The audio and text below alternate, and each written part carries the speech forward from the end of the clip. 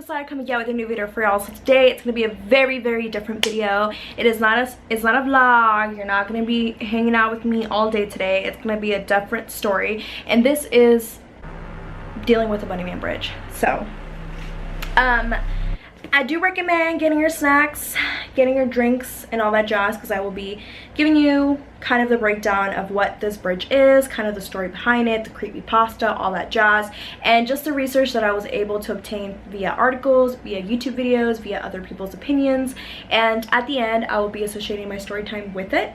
But for starters, for the people that did come here for just kind of retaining information, this one's more for you. I will be going into 2 stories because there's 2 of them, kind of like what the Bunny Man Bridge is and all that jazz. So ya tengo my handy dandy notebook with all the information that I was able to retain. So here I am, and yes, my leg is up. If you're wondering what this is, it's my leg. I'm wearing chores, okay? So let's get on to video. So it starts off with there being an asylum in Clifton, Virginia, and this was in 1903, and there was a petition going around with residents of Clifton at the time, approximately 300 residents, stating that they would not like this asylum to be there, but instead to be in a different location because they felt unsafe. So of course the petition went through, it passed, and then they were able to transport the patients over to a different location, which is now known as the Lorton Prison. And within this time era, there was a bus that was driving them towards the actual location, which took place in autumn of 1904. So during this time that it was occurring, the bus ended up taking a weird swerve. Maybe like the actual driver found something, swerved out of the way, and the patients ended up becoming injured, but they managed to escape. Of course, there was a police investigation going around because they didn't want them to just escape and run off to anywhere. And after 4 months, they were able to find everybody except for 2 people. So the 2 people are known as Marcus A. Walster, and the next one is Douglas J. Griffin. They were finding within their investigation a lot of dead rabbits. They believe that these dead rabbits were what they were utilizing to be able to stay alive, and killing them and just being able to stay alive. They ended up finding Marcus A. Walster first. They found him with a man-made material tool that they found, which seemed to be like a hammer-like tool made with a branch as a handle and a sharp rock as the actual tool that would cause the injury.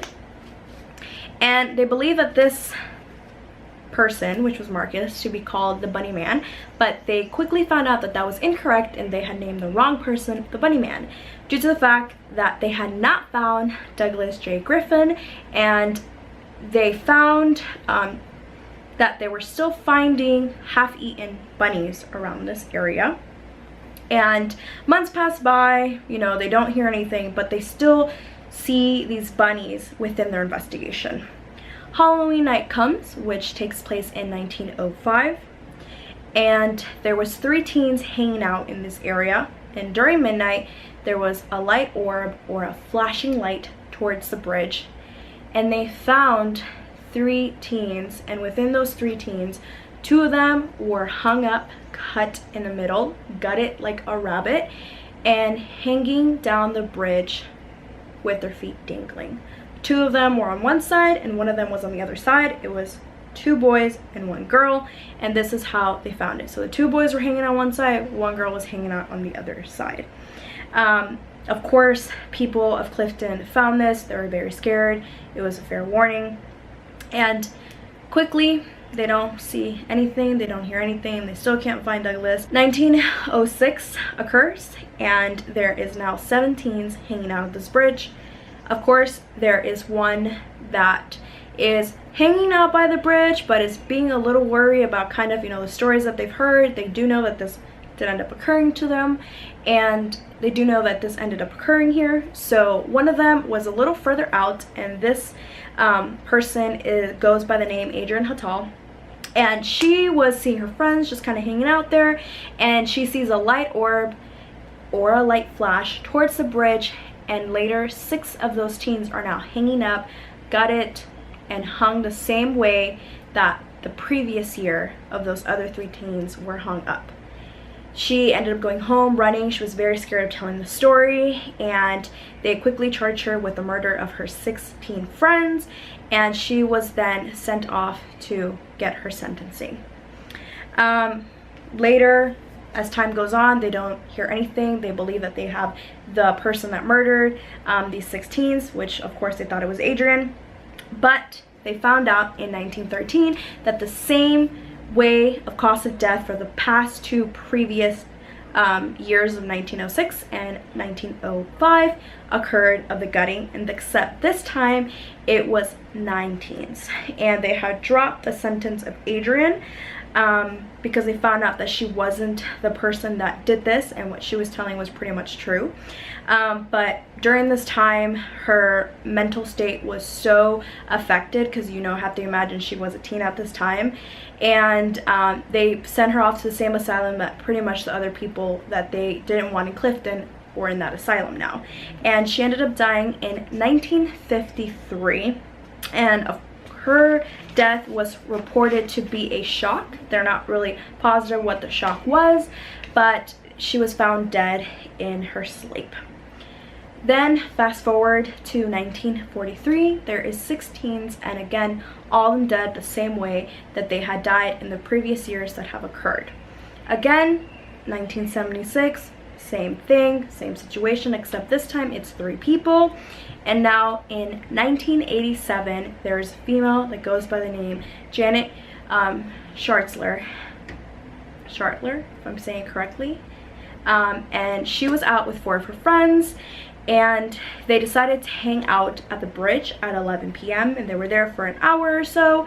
And their friends were pranking each other, you know, trying to make each other scared. She was getting very weary, and they didn't believe exactly on this urban legend. They didn't think that it was true. And quickly 11:59 approached, and all of her friends were hung dead the same way, and she felt like her skin was starting to tear from her, but she didn't feel anything that was piercing her, and she ended up knocking out due to the fact that she hit a hanging body from the bridge. And it is said that still to this day, she is found a sitting bench in her balcony every morning, just staring at the direction of the bridge a couple of miles down. And since then, it has been an untouched story, and you can only imagine this story to be very, very crazy, and just very, very, like, you know, it's just really crazy to think about, of just all of those things occurring, the fact that they have not found the correct people that have, you know, created these murders. The second story that I find very interesting is the fact that they do not believe that this urban legend is true. The reason why is for the simple fact that they have not found any record of asylum occurring in Clifton at this time. The story pretty much goes, in October 22, 1970, there was a Washington Post that appeared, quote unquote, named by man in bunny suit sought in Fairfax, and it was a couple that was hanging out in their car, and they ended up saying that they saw like a light colored suit of some sort and long rabbit ears, and they said that this person somehow was talking about trespassing, and they ended up throwing a hatchet towards their car. And this is what they had reported within the story. They were only about 7 miles east from the actual location of the bridge itself, and throughout this time they have found stories and sightings of this so-called bunny man within rural Maryland, within District of Columbia, which is DC, and Virginia, of course, specifically Northern Virginia, of this so-called bunny man. There's also another story that is said that a few weeks later or so, there was a again, another person with a rabbit suit of some sort, you know, just going towards a house that was being constructed or was in construction. Nobody was occupying it, and he was pretty much, you know, damaging the property a little bit. I believe it was the roof, and there was a construction worker there, and the construction worker was like, hey, what are you doing? They're like, he starts complaining or so. The construction worker goes back to his car to try to get a weapon, and then so-called this rabbit is now off to the woods and they can't find him. So they believe that this story pretty much isn't true in the sense of the story that I first told you. They believe that this story originated in 1970 when this whole bunny man, you know, issue was occurring, when the couple ended up seeing this. Was kind of like a catalyst for the story to begin, and now there were stories of that. And of course, things can only be proven by facts and evidence, and the person that ended up being able to obtain all this information is a historian known as Brian A. Conley, and he is a historian for the Fairfax County Library. And he was the one that, you know, people would go up to and be like, hey, is the Bunny Man Bridge correct? Is it real? And he decided to do this research, but as far as all the allegations go, they believe that it's a false story. But the 1970 Washington Post article is true, and those sightings are true. As far as my particular experience with my story time here, I ended up going out for coffee with one of my friends, and he was wearing a shirt that pretty much is a pub down in Clifton, Virginia, and Roger and I ended up going with him because he's a mutual friend of us, and we ended up having coffee amongst each other, and we're like, hey, you know what, let's go down over there because there's a really nice restaurant, and we decided to go over there to go eat, which is right across from the pub.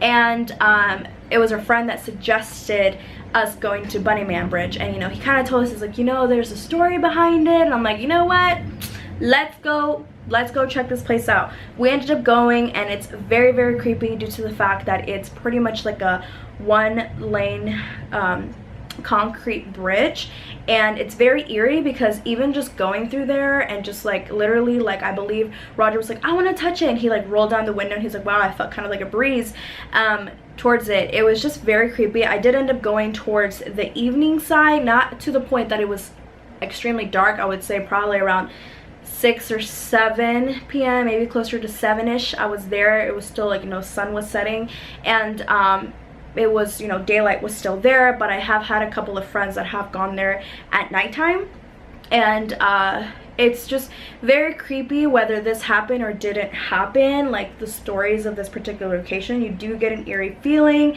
and I mean, the houses are very spaced out, and if anything you should be scared of is definitely trespassing and this location, because you don't want to trespass anybody's house or anything like that. And you could even see this in just the article on October 22nd of 1970 of like the person being like, hey, don't trespass, boop, and then throws a hatchet. I mean, it should never be taken to that extent. Of course not. That is crazy. Do not do that. But that is pretty much the end of this video. So I really hope that you enjoyed this video. I decided that this was very interesting just due to the fact that I pretty much grew up in Northern Virginia, and I decided to tell the story because a lot of people who have heard of the story have heard some sort of events of occurring in this particular location. It's a very dangerous location, and that is what it's said to also be, just a very dangerous location in Northern Virginia. So for everybody who ended up watching this, I hope that you enjoyed, you like, you comment. If you are interested in seeing more videos pertaining to this kind of, you know, topic or any other topics, including like murders, disappearance, all that jazz, please let me know. Do like, comment, subscribe. That's all I have to say. Thank you so much for watching. Enjoy the rest of your beautiful, amazing day. And if you ended up watching this at night, you crazy. Okay, bye-bye. Now enjoy a time of me being crazy and not knowing what I'm saying in front of the camera. Enjoy. And they believe that these life.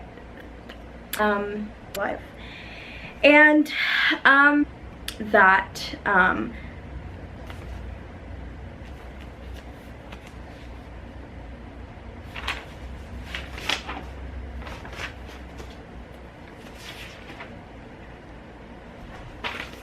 pretty much the people that